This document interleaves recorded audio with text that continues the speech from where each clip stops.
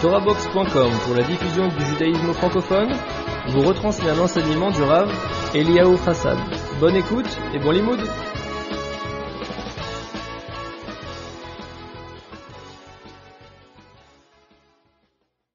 Alors, chers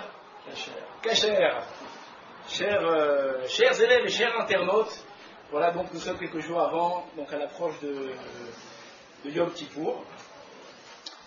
Et on va parler un petit peu d'un petit truc qu'on fait dans Yom Kippour, à savoir que à Mincha de Yom Kippour, d'accord, on va sortir de Sefer Torah, on va lire la Torah, et après on va lire la Haftara.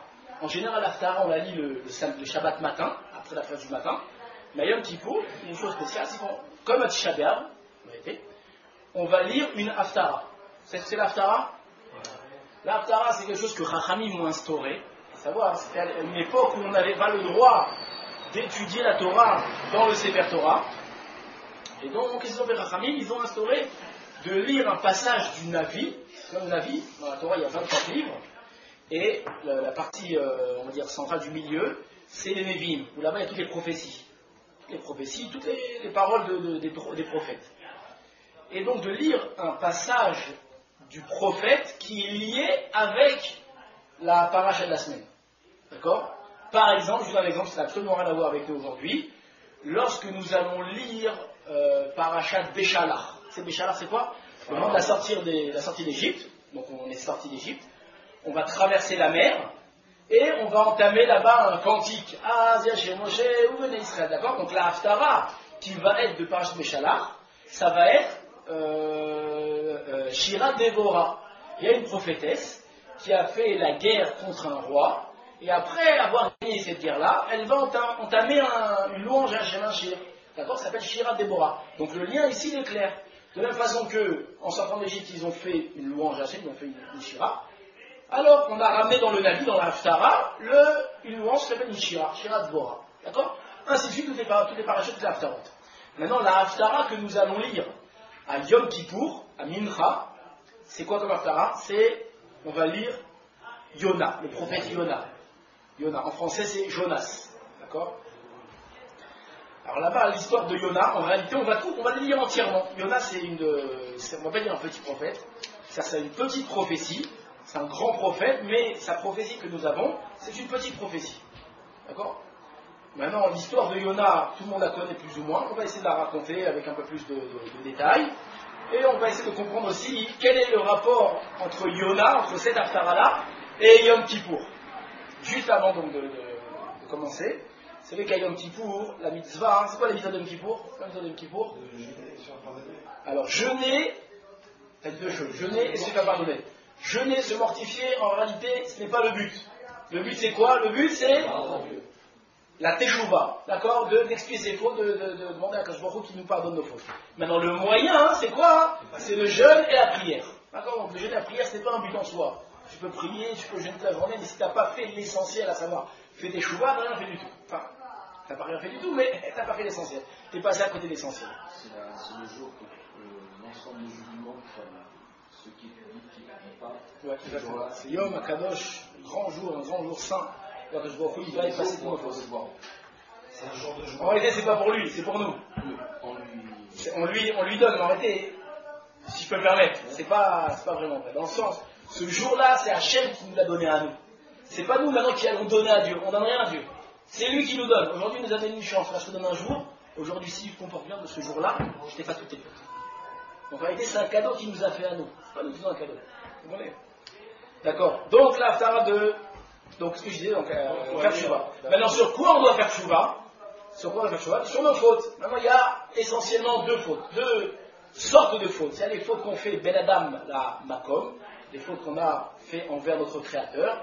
Par exemple, ce qu'on a fait, on n'a pas mangé kasher, on n'a pas gardé Shabbat, d'accord, on n'a pas mis les tefillin, toutes ces choses-là, c'est nous avec notre Créateur.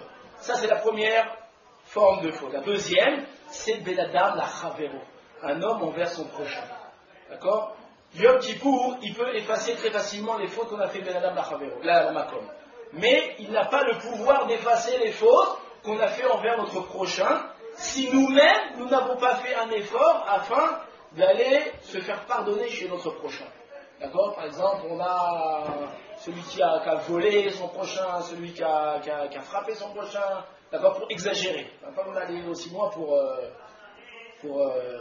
faire le chouva sur ça. Celui qui a blessé son prochain, celui qui a blessé sa femme, celui qui a blessé ses enfants, son voisin, etc. D'accord? Malheureusement, la liste est longue, on vit en communauté, on est marié, des enfants. Alors il faut, un homme, à Yom Kippour, il doit être naki, il doit être propre de toutes ces fautes-là, de ne pas avoir sur la conscience, sur le cœur, d'avoir que quelqu'un lui reproche la moindre chose, d'accord, être propre avec son prochain. Celui qui est propre avec son prochain, alors Kadosh Baruch Hu lui effacera ses fautes aussi, d'accord. Maintenant, voilà, revenons à Yona, ça c'était la petite introduction. Donc Yona, c'est quoi l'histoire de Yona? Alors, je ne vais pas vous la dire, parce que ça va être très agréable. Je vais vous la raconter. Il y a donc un prophète qui s'appelait Yona ben Amitai. D'accord? Yona ben Amitai, à émettre, on le revoit à un autre endroit, faire une prophétie, je ne me rappelle pas où là, mais bon.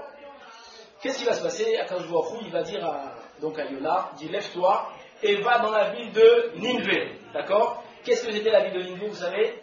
C'était une très très grande ville, une ville immense, là-bas, le Midrash raconte qu'il y avait 12 marchés, où là-bas il y avait 12 000 personnes dans chacun des marchés, et que chaque maison elle avait 12 cours, et chaque cour elle avait 12 maisons, chaque maison elle avait 12